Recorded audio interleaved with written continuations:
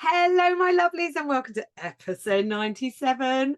We're nearly 100 of the Prosperous Yogini Podcast.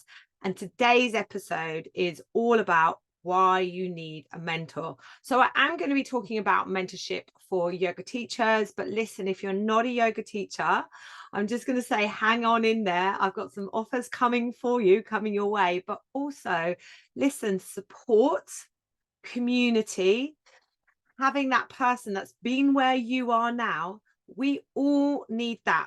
I really do truly believe in this game of being self-employed, whether it's full or part-time, whether this is your side hustle, whether this is your full-time business, but being self-employed, sole trader, or perhaps a limited company, that's a topic for another day, but being that primarily that one person in your business, the one person that wears all the hats, the one person that's responsible for everything.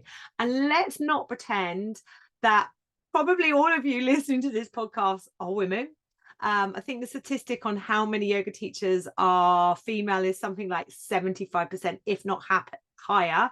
In the wellness industry, soul-led entrepreneur industry, we are mainly women working by ourselves, sharing our gifts in the world, having this feeling of needing to share ourselves in order to sell our services. This is not easy. I just want to say, why? Why are we doing it alone? And this is what today's episode is truly about, is to say, please stop doing it alone. Okay. Whether you are a yoga teacher that says yes to investing in my mentorship program, or whether there's someone else you know that you've been following, or someone else you know who can offer you the support that you need, like, if it's not me, find someone. But I want us to stop doing it alone. I just know, and I just seen it. I mean, my mentorship program's been running for 2 years now. I know myself, I would never dream of doing it alone. I'd never dream of doing it alone. I am always, I've always got somebody supporting me, whether that be a coach, a mentor, whether I'm in a group coaching mentorship program or working one-to-one with someone.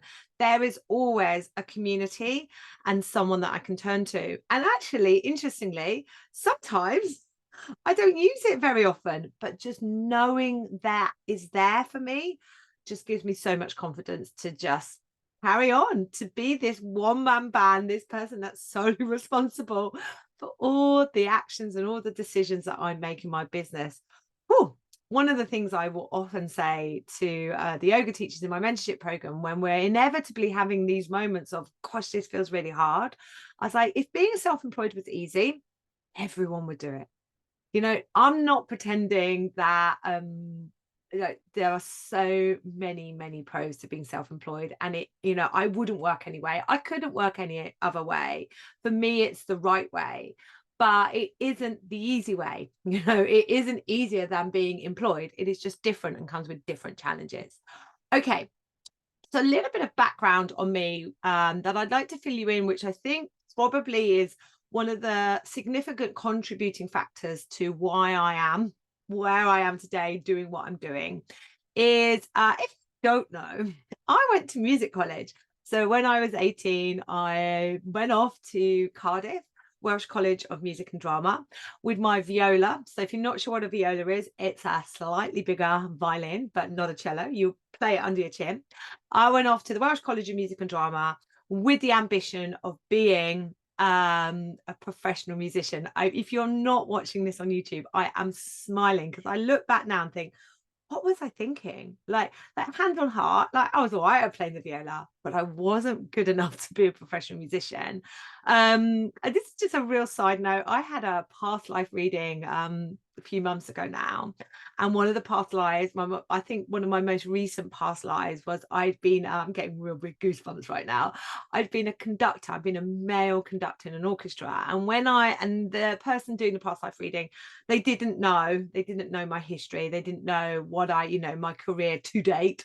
And when I, at the end of the reading, I said, look, actually, I had started life off as a young adult, with the ambition to be a professional viola player and go into an orchestra, but it was completely the wrong choice. I don't regret my choices of going to music college on so many levels. I met my husband there. We didn't get together at music college, but I was a viola player.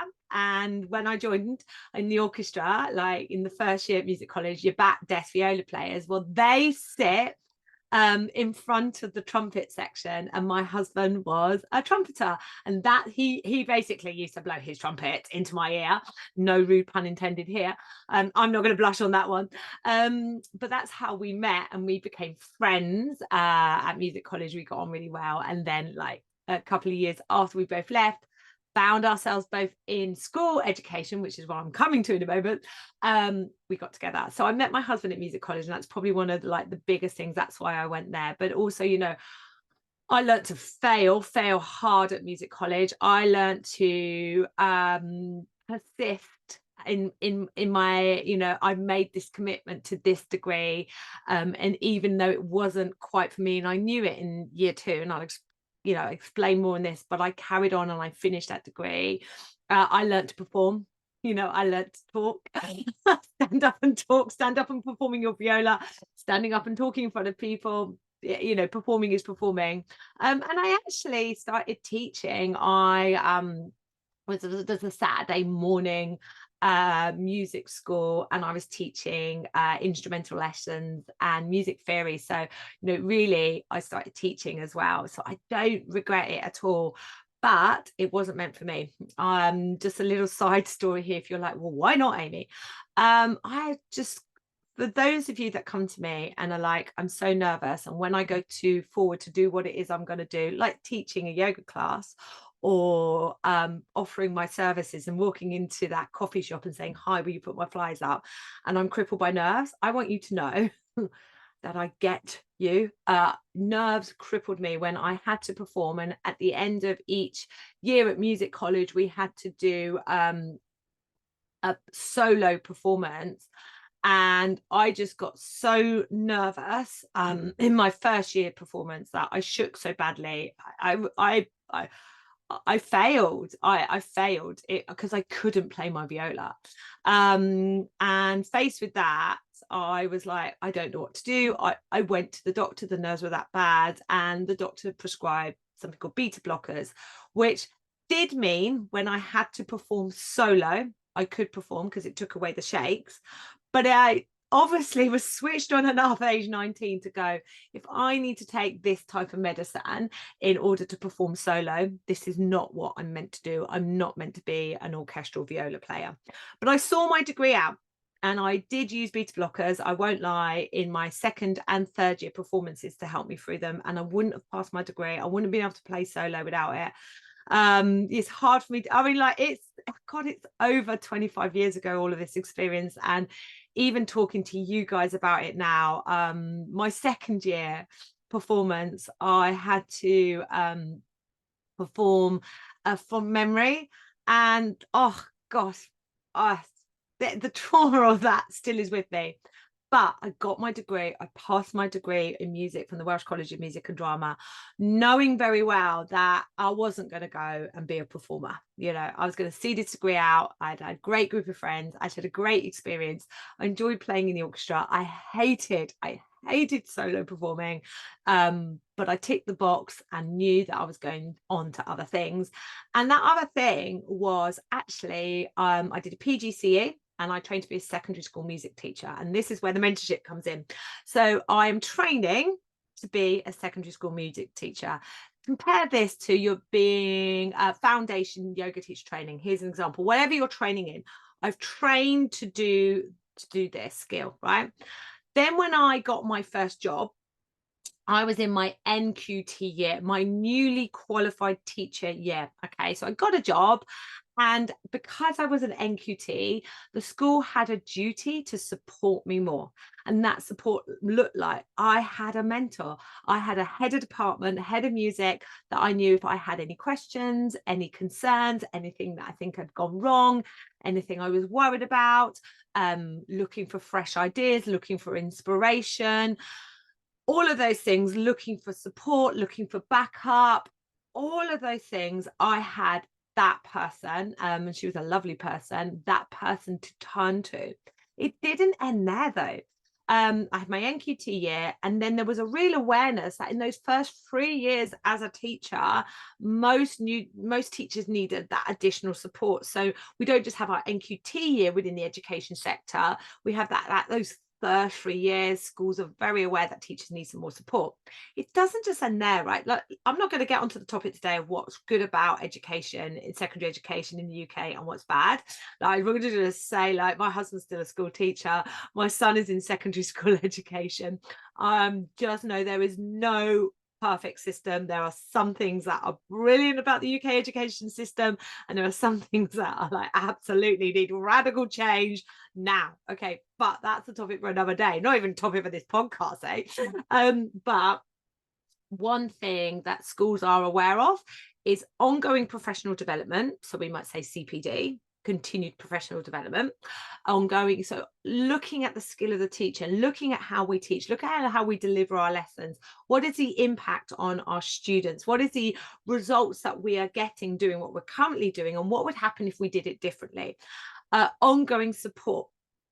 The support structures within the schools, and those in managerial positions absolutely should be acting as mentors, supportive people. They're like everything. I'm sure there's some great managers, some great assistant deputy heads, heads of faculty, heads of department, and there's probably not some great leaders, but that is a topic for another day.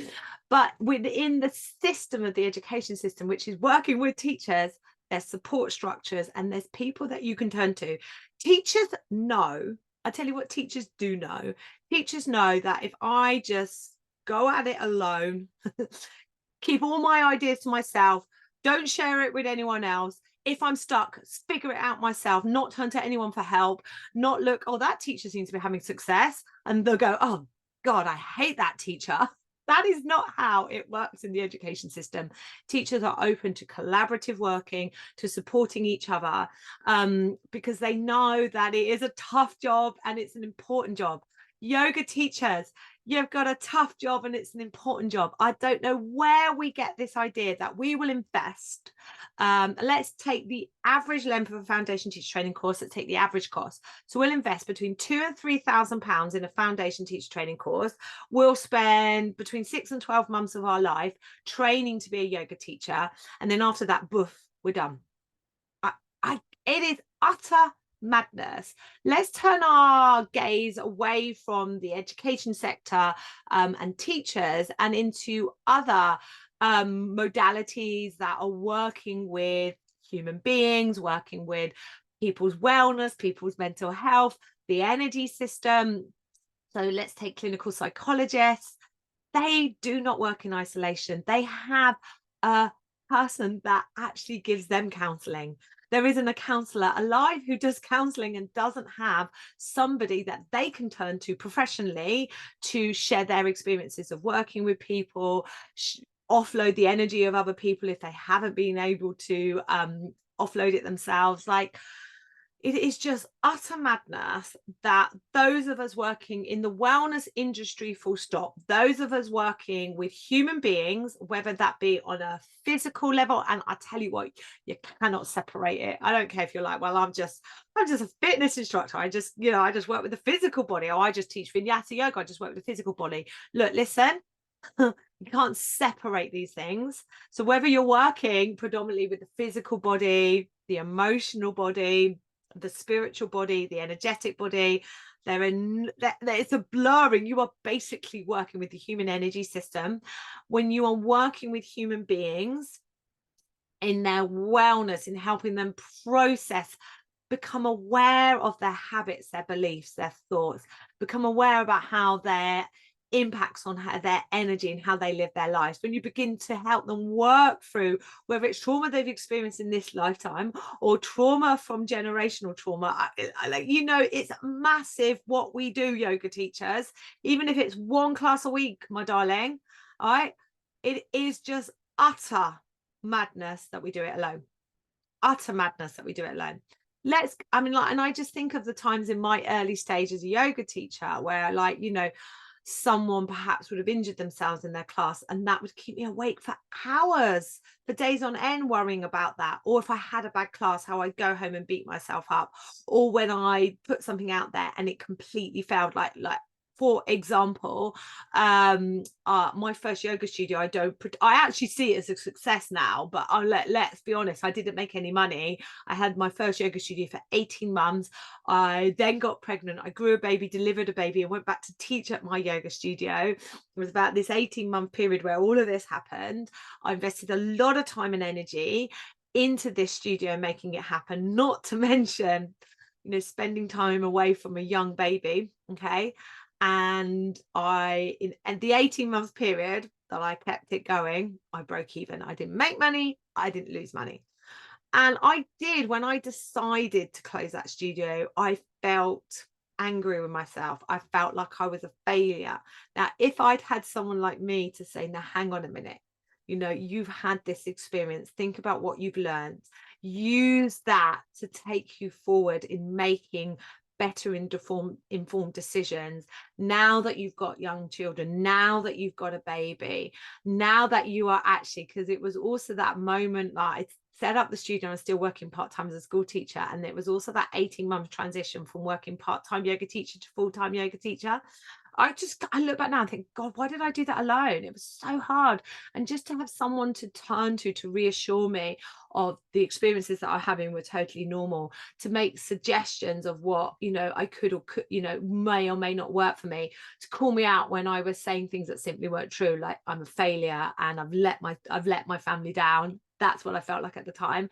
And this is the power of mentorship. Those questions that, and all our friends and all our family members, they love us, they want us to do well, but with like all the love in the world, if they're not self-employed, if they're not working in the service-based industry, they may not be giving you the advice you need. Okay. Like my husband, he's great, but and he's like probably the main person I go to when I got a problem, but he doesn't understand what it is to be a yoga teacher. He doesn't understand what it is to be a self-employed yoga teacher. He doesn't understand what it is to be like completely, fully responsible for the income that you bring in your life, right? And although he's immensely supportive and some of his advice can be golden, some of his advice can be not so helpful. Some of the advice I can get from other friends and family members, it's not done with the intention to be unhelpful. It's just then they don't get it. And this is why you need, whether you want to call a mentor, a coach, like whatever, right? Okay. Generally speaking, we'll say a mentor is someone who has the experience, who's been where you are now, going what you're going through right now, has achieve what you would like to achieve right now. Okay. And I'll let you know, as a yoga teacher, sorry if you can hear Pancake, as a yoga teacher, I have made money teaching classes. I've had worked solely teaching classes and made money, that being my full-time income. I've run workshops, I've taught on retreats, I've done teacher training programs, I've worked in studios, I've had 2 studios of my own. I have, my COVID story. I have subsequently in the last 4 years built online courses, an online business. I then kind of like come back into a hybrid model. Like, to be honest, I've done it all, right? So, and I do know that all my experiences make me very unique. Like, I have been in education, I have been a teacher, I have been training, right? I've been doing that for over 24 years. Like, in my role as a school teacher, I was a school teacher for 12 years, and so that the second half of my career as a school teacher, I actually set up the Cornwall PGCE music skit program. I have trained adults to be music teachers. Like, I've been working with adult education training for 24 years. I have been full-time in my yoga business for over 11. I've been a yoga teacher for 14 years. Like, I just get it. And I know that there isn't one way to crack an egg. And you're not going to get with me as your mentor this cookie cutter approach of, if you do this, you have to do this and you'll get this result. I'm not going to tell you have to build an online business. Okay. I will encourage you if that's what you're being called to do, to set up the pathway to online working and scalable models and semi-passive income. I will never tell you that the online world is passive income. And there's creation, there's selling in online. Okay, that's another lie that you said you've been sold when it comes to the online world. The other thing I've really come to realize, and this has definitely been sort of like the forefront of my mind for the last sort of like 12, 18 months, that journey. Please, I can't remember what episode it is, but go back and listen to my COVID story journey. That, when COVID hit and I moved into this online world, I kind of was like, I haven't really thought about this business stuff, everything up until this point. Maybe I'd like to say accidental, but that's probably a bit harsh on myself, but I hadn't really thought about it. And the online world, slightly different approach. So I understand the approach that we might take if we've got an in-person local business. I understand the approach that we'll take if we've got an online business. I understand the approach that we'll take if we want a mixed model. Yeah, I've got you. Whatever it is you have been called to do, I've got you. Anyway, and in that period, 2020, 2021, I did tons of like business training, whether it be free, some paid courses, or just hopping on it all. I was like, I've got to learn this business stuff. Do you know what? I had this major, like, I don't know when it was, but I just went, oh my days, my yoga practice, Patanjali sutras, that I love the sutras. I particularly love book 1 and book 2, love the sutras. That guidance that resonates so strong with me in the sutras, the guidance that I know in my yoga practice. Do you know what? I just need to apply this to my business. Like, we know as yoga teachers how to do things. The noise of the mind stuff gets in the way. Okay, so yoga teachers, I'm going to talk to you directly. Like, this is a public service announcement. The doors to my mentorship program, if you're listening to this podcast in April 2024, they are open for the next cohort, the 22nd to the 30th of April. This mentorship program has been running almost for 2 years now. And really, in terms of success, I'm going to just go out there and say it's a flagship program, because every teacher, and there's been nearly 40 of them now, every teacher that has been through this 6-month program with me has made their investment back. And I'd like to say, they've definitely made their investment back by the end of 6 months. But what I've started to witness in those that, came through it back in early 2023, late 2022, and now have moved on, that the energy of working with me for those 6 months, what they learn in my mentorship program has continued to ripple on. Like, you make the investment you're making back is just expansive. It's a no-brainer investment. Okay, it's an absolute no-brainer investment. If you head over to the sales page, you'll see how actually, in terms of the price, you're very, very capable of making your investment back with me as your mentor. It's going to be hard alone, but with me as your mentor, we can do this. I just absolutely know it. So the doors are open to 22nd to the 30th of April. And listen, yeah, you can tell yourself you can't afford it, and that genuinely might be the case. But like, I just very lovingly ask you what you are able to spend money on. I find, like, hands on heart, I find selling my yin training course, for example, like, I do not get the same level of resistance. Like, people are saying, oh, it's a yin training course. Oh, I'll buy this course and train to teach yin yoga, and I'll be able to teach yin yoga at the end. Very clear outcome. No questions asked on the investment, on the price. Mentorship program, there's a lot more resistance. I can't afford this at the moment. I'm not ready for it at the moment. You can't see the value, but it's the most valuable, precious, transformational thing that I do. And I would really love you just to hold off on investing in more teacher training, because trust me, you don't need it. You already have all that you know. And there's a couple of people in my mentorship program now who have been through what I call the training procrastination phase, where they've invested hundreds of pounds in additional training, and it still doesn't get them what they want, which is, you train to be a yoga teacher because you want to teach yoga, all right?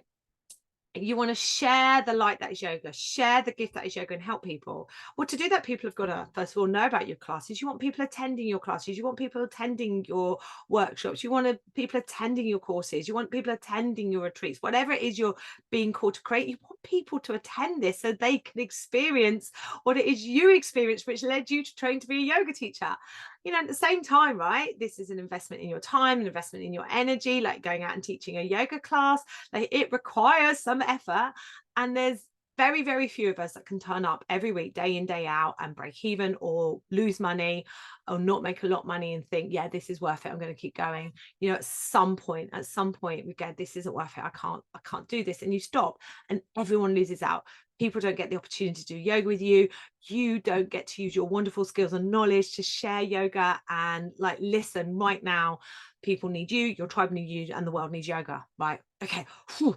So no more investing in training courses. Make my mentorship program the priority. Make my mentorship program the priority, knowing it's an investment that you will make back many times over for many years to come. And I'm seeing that happen now. Now I've been running this for 2 years. I'm seeing that happen with the teachers that are going through, and they are no different to you.